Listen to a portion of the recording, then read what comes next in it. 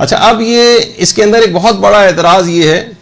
کہ اس کے اندر یہ آیا کہ یہ دن قلم اٹھانے کا دن ہے. قلم اٹھانے کے معنی یہ ہیں، یعنی یہ لیے جاتے ہیں، ترجمہ یہ کیا جاتا ہے کہ اس دن شیعوں کا کوئی گناہ لکھا نہیں جاتا. تو جو اس حدیث کے خلاف دلائل دیے جاتے ہیں وہ یہ کہتے ہیں کہ یہ کیسے ممکن ہے، کیونکہ یہ نظریہ تو حقیقتاً اسلام کے خلاف ہے، قرآن کے خلاف ہے، اس سے متصادم ہے، اور ائمہ کبھی بھی کسی بھی ارتکاب گناہ کی اجازت نہیں دے سکتے. تو یہ کیسے ممکن ہے کہ اس دن 9 ربیع الاول کے روز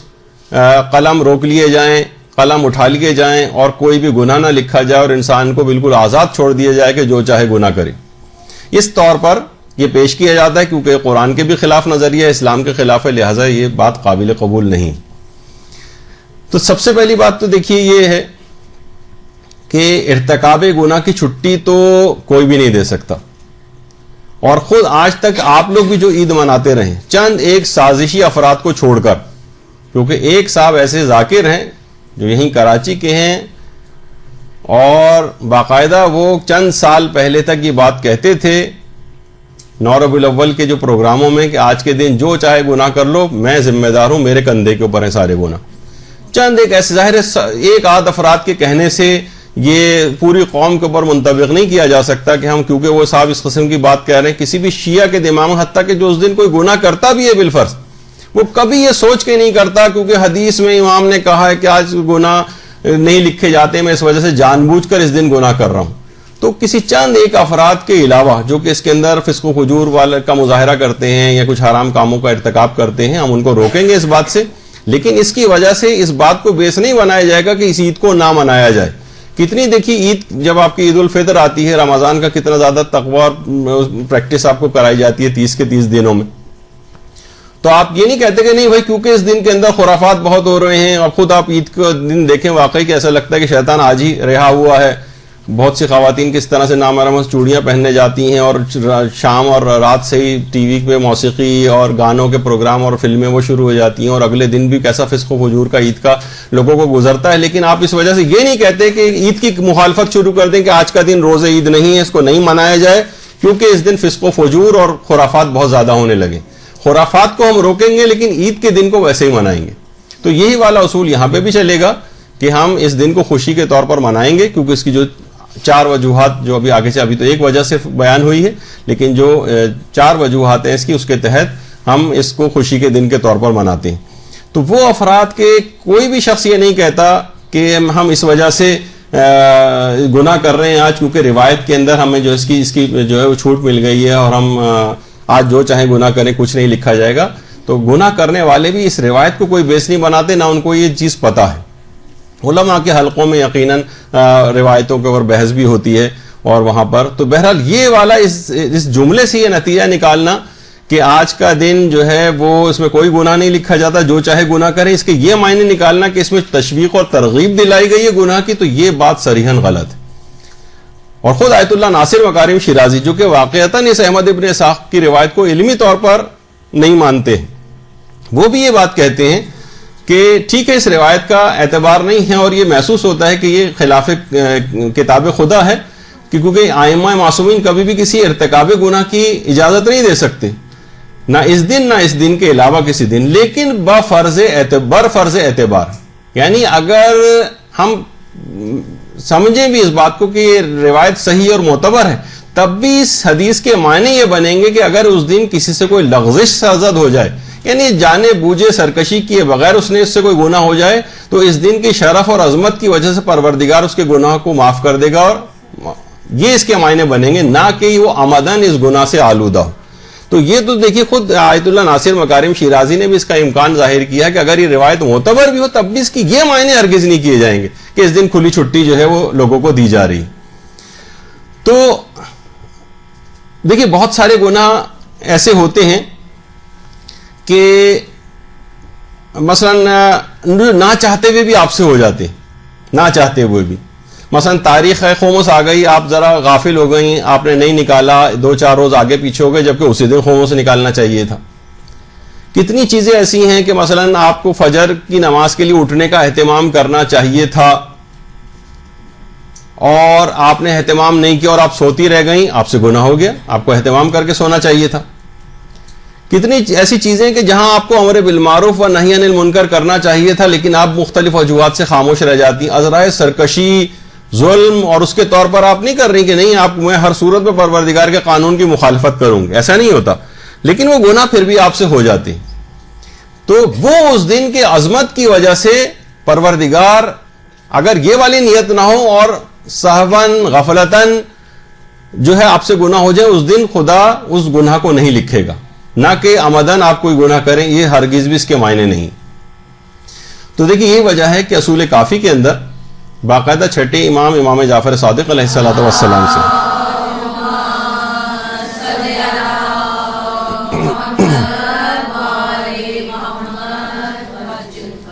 زرارہ نقل کرتے ہیں، پھر آپ ان روایات کے کیا معنی دیں گے جس کے اندر اسی قسم کی بات کی گئی ہے کہ اگر کوئی شخص کوئی گناہ کرے تو 7 گھنٹے تک کی اس کو مہلت دی جاتی ہے اور اس کے گناہ کو نہیں لکھا جاتا۔ 7 گھنٹے کی مہلت دی جاتی ہے اس کو، کہ شاید اس دوران یہ بندہ مومن توبہ کی طرف مائل ہو جائے اور یہ توبہ کر لے، تو پروردگار فرشتوں کے بھی کچھ روایات میں ہے کہ فرشتوں کے علم میں بھی نہیں آتا، کیونکہ جب وہ فرشتے لکھیں گے، یعنی ان کو مہلت دی جاتی، فرشتوں کے علم میں بھی نہ آئے تاکہ مقام مومن کم نہ ہو جائے۔ تو اگر کوئی شخص گناہ کرے تو 7 گھنٹے کی مہلت دی جاتی ہے اور اس کے گناہ کو نہیں لکھا جاتا۔ تو یہاں کیا یہ تشویق اور ترغیب دلائی جا رہی کہ خوب انسان گناہ کرے، اور یہاں پر گناہ کا نہ لکھا جانا کیا کوئی ترغیب دی جا رہی ہے اس حدیث کے اندر کہ انسان گناہ کرے؟ نہیں، 7 گھنٹے کی مہلت ہے تاکہ وہ توبہ کر لے۔ اس وقت گناہ نہ لکھا جانا، جیسے یہاں گناہ کا نہ لکھا جانا تشویق کا سبب نہیں بن رہا ہے گناہ کی، بلکہ اور زیادہ انسان متوجہ ہوتا ہے کہ اتنا کریم پروردگار ہے اور وہ اپنے آپ کو گناہوں سے بچائے۔ تو قلم کا اٹھا لیا جانا اور نہ لکھا جانا اس کی بات کی دلیل نہیں ہے، جیسے کہ اس روایت سے بھی ظاہر ہوا کہ یہاں پہ بھی نہیں لکھا جا رہا ہے، لیکن اس سے کسی کو کوئی تشویق و ترغیب گناہ کی نہیں ہوتی۔ اسی طرح سے باقاعدہ یہ بھی روایت کے اندر ہے، یہ بھی چھٹے امامی سے روایت ہے کہ اگر کوئی بندہ گناہ کرے تو رات تک اس کا گناہ نہیں لکھا جاتا، دن میں گناہ کیا رات تک نہیں لکھا جاتا، تاکہ ہو سکتا ہے کہ اس دوران وہ توبہ وغیرہ کر لے۔ کتنی روایتیں ایسی 7 گھنٹے تک کی اس کو مہلت دی جاتی ہے، اور اس 7 گھنٹے کی مہلت میں یا دن میں گناہ کرے تو رات تک کی مہلت دی جاتی ہے۔ اور بہت سی روایت میں یہ بھی آیا کہ اگر 3 دفعہ اس کے ساتھ استغفر اللہ الذی لا الہ الا هو الحی القیوم بھی کہہ دے تب کوئی گناہ نہیں لکھا جاتا، یعنی اس شرط کے ساتھ بھی وہ آئی ہے چیز۔ تو اللہم صلی علی محمد وعلی محمد۔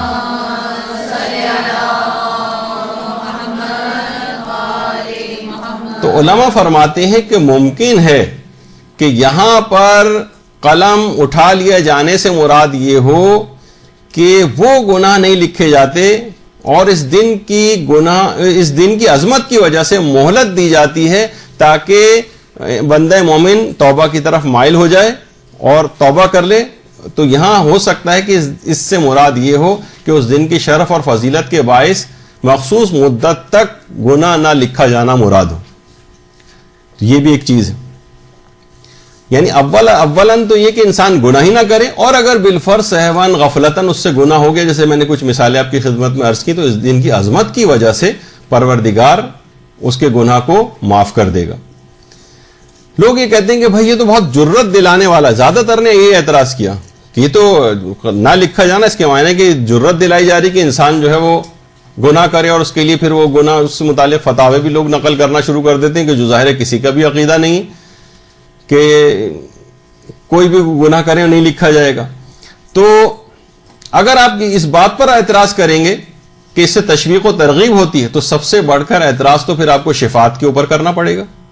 کیونکہ شفاعت کے اندر یہی تو کہا جاتا ہے کہ گناہگار کو شفاعت ملے گی۔ کتنی نعتوں کے اندر آپ سنتی ہیں کہ جو نیکوکار ہوں گے وہ گناہگاروں کی صفوں میں جا کے شامل ہو رہے ہوں گے، کیونکہ شفیع محشر جو ہیں وہاں پر ان گناہگاروں کی شفاعت کر رہے ہوں گے، ان کی طرف متوجہ ہوں گے، تو نیکوکار جو ہیں وہ گناہگاروں کی صف میں جا کر، کتنی نعتوں کے اندر یہ جملہ آتا ہے۔ تو کیا شفاعت کا یہ عقیدہ کہ تم گناہ کرو ہم تمہیں بخشوانے والے ہیں، اگرچہ یہ حدود و قیود اور شرائط کے ساتھ ہوتا ہے، لیکن کیا کبھی بھی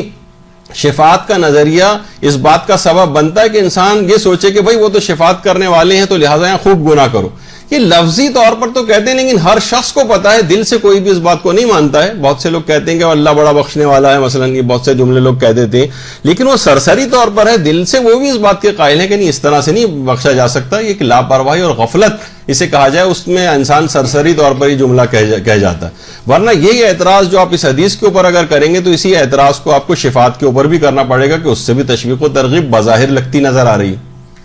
سب سے بڑھ کر تو اور جو پروردگار کی رحمت ہے کہ کس طرح سے کہ جب شفاعت بھی ہو جائے گی اس کے بعد بھی کچھ گناہگار ایسے ہوں گے کہ شفاعت بھی ان کے مکمل طور پر عذاب کو برطرف نہ کروا سکے گی. یعنی ساری پاورز انہوں نے استعمال کر لی، اس کے بعد پھر رحمت پروردگار شروع ہوگی. شفاعت کے بعد کا ایک بہت بڑا مرحلہ ہے رحمت پروردگار کا میدان قیامت میں. اور اس نے بار بار قرآن کے اندر بھی کہا ہے کہ اس کی رحمت سے مایوس نہیں ہونا چاہیے گناہگاروں کو. تو کیا مطلب ہے کہ رحمت خدا سے مایوس نہیں ہونا چاہیے گناہگاروں کو؟ تو کیا کوئی تشویق اور ترغیب دلائی جا رہی؟ اگرچہ کچھ لوگ اس سے دھوکے میں پڑ بھی جاتے ہیں، جبھی چوتھے امام کے غالباً کسی دعا کے اندر بھی ہے کہ تیری رحمت کی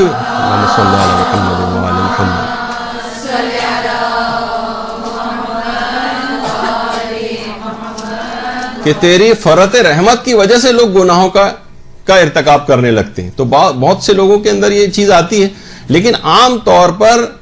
ایسا نہیں ہے کہ لوگ اس وجہ سے کہ رحمت خدا بہت وسیع لہذا خوب گناہ کرو، شفاعت امام کروا دیں گے لہذا خوب گناہ کرو. یہ نہیں لکھا جاتا اور نہ یہ سمجھا جاتا ہے.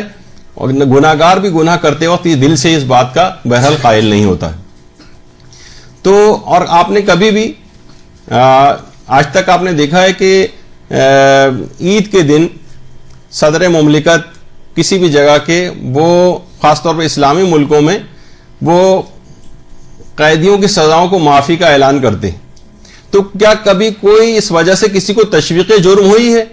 کہ بھائی میں ایسا کرتا ہوں کچھ جرم کا ارتکاب کر لیتا ہوں کیونکہ جب صدر مملکت عید کے دن سزا جو ہے وہ معاف کریں گے تو ہو سکتا ہے اس میں میرا بھی نام ہو. تو کبھی اس سے فائدہ اٹھا کر کبھی بھی کوئی شخص کسی جرم کا ارتکاب نہیں کرتا. یا مثلا صدر مملکت کو اختیار ہے کہ وہ پھانسی کی سزا کو معاف کر سکتے ہیں، حتیٰ کہ سپریم کورٹ بھی دے دے اور اس کے بعد صدر مملکت کے پاس جب اپیل جائے گی تو اس کو معاف کرنے کا اختیار ہے، میں اس وجہ سے کسی کو قتل کر دوں. کبھی کسی شخص کو اس بات کی تشویق و ترغیب نہیں ہوئی. مثلا خود ہمارے شعبہ طب کے اندر نفسیات وغیرہ جو پڑھائی جاتی ہے، سائیکیٹری، اس میں جب باقاعدہ ہسٹری لی جاتی ہے پیشنٹ سے تو اس کی ہسٹری میں ایک پوائنٹ ہوتا ہے کہ آپ کا خودکشی کرنے کو دل چاہتا ہے. تو اکثر لوگ دماغ میں ان کے اعتراض آتا ہے کہ ابھی تک مریض کے دماغ میں اگر نہیں آیا تھا خیال تو ابھی سن کر سوال کے خودکشی کا خیال آنے لگے گا اس کو. تو انہوں نے کہا کہ ہم نے اعداد و شمار جمع کی، آج تک اس سوال کے پوچھنے کی وجہ سے آج تک کسی مریض نے کبھی کوئی خودکشی اٹیمپٹ نہیں کی. تو مقصد کہنے کا یہ ہے کہ صرف ان پریویلیجز اور وہ جو اختیار ہے یا صدر کو معاف کرنے کا یا ائمہ کے پاس شفاعت کے ذریعے گناہوں کو معاف کروانے کا یا رحمت خدا کے ذریعے گناہوں کو معافی کا، اس سے کسی کو تشویق و ترغیب نہیں ہوتی. تو پھر یہاں پر گناہ کچھ مدت کے لیے نہ لکھے جانا یا اس دن کی عظمت و شرف کی وجہ سے سہون جو گناہ ہو جاتے ہیں اس کو معاف ہو جانا، یہ کیسے اس بات کا تقاضا مقتضی ہوگا کہ جو ہے اس کو ہم کہہ دیں کہ یہ حدیث جھوٹی ہے اور اس کے یہی معنی اور مفہوم ہے کہ جو ہم بیان کر رہے ہیں. یہ صحیح نظریہ نہیں ہے. اس میں علماء نے کتنی ساری آپ کے سامنے حدیثوں کی بھی باتیں آئیں کہ پھر یہی اعتراض ان کے اوپر بھی وارد ہوگا، جو آپ ان کا جواب دیں گے وہ اس کا جواب ہوگا.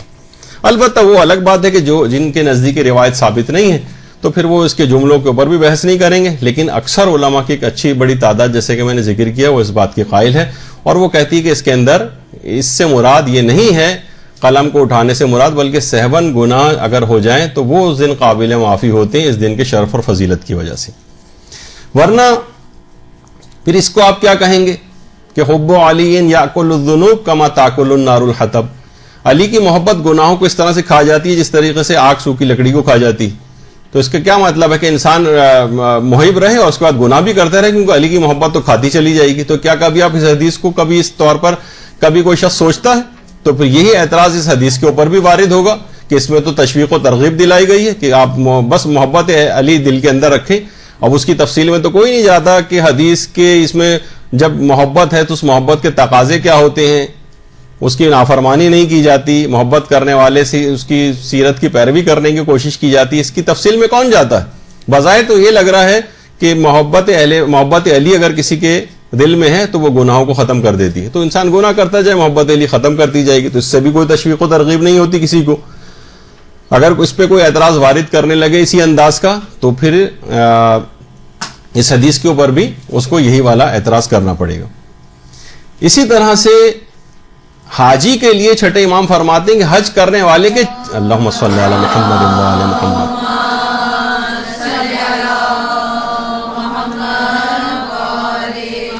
کہ حج کرنے والے کے 4 ماہ تک گناہ نہیں لکھے جاتے، بلکہ اگر وہ کبیرہ گناہ نہ کرے تو اس مدت میں اس کے لیے صرف نیکیاں ہی نیکیاں لکھی جاتی.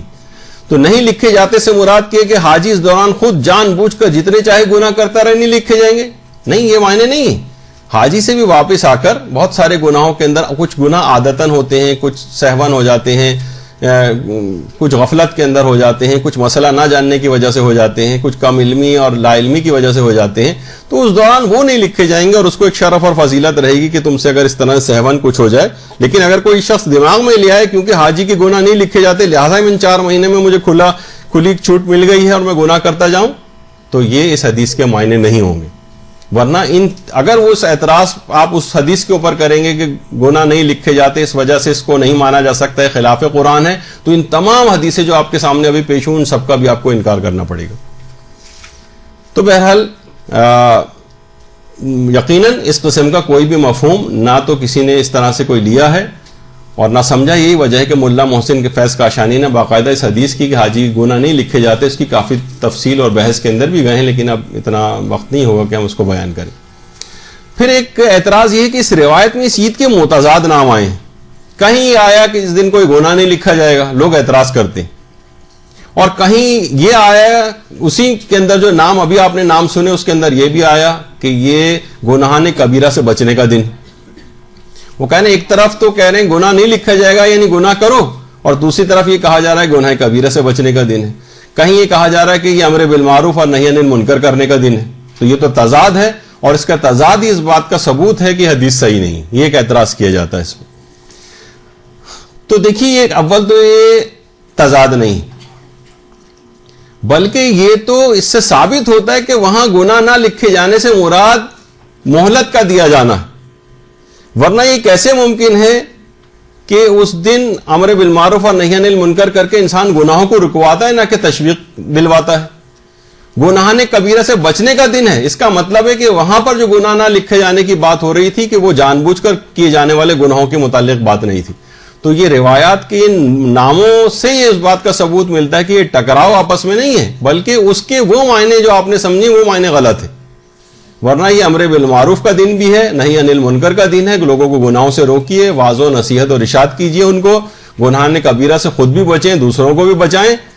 اور اگر پھر بھی کچھ ہو جاتے ہیں تو وہ پروردگار عالم اس دن کی فضیلت و شرف کی وجہ سے آپ کو معاف کر دے گا. تو آپ نے دیکھا کہ اس طرح سے اس کو پیش کیا گیا کہ یہ خلاف قرآن ہے، جبکہ اس قسم کی بات نہیں.